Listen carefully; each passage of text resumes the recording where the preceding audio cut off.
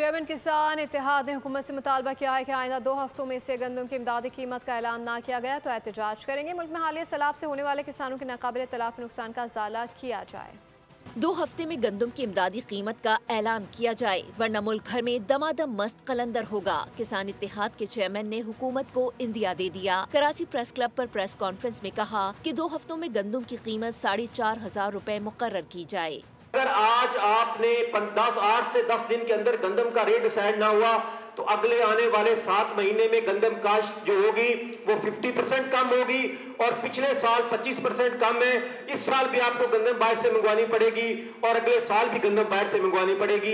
Chairman किसान इत्तेहाद ने कहा कि हुकूमत इस बात को यकीनी बनाए कि गंदम की कीमतों का तयन काश्त से पहले किया जाए। जो आपने 1 करोड़ पंजाब में और 35 लाख सिंध ने काश्त करनी है, क्या वो अगर गवर्नमेंट किसानों को रिलीफ नहीं देगी तो गंदम काश्त होगी?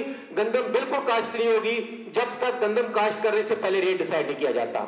उन्होंने वाज़ेह किया कि बैनुल सूबाई गंदम के नकलो हमल पर पाबंदी का ऐलान नागुज़ीर हो गया है वरना गुज़िश्ता साल की तरह इस साल भी गंदम दरामद कराना पड़ेगी।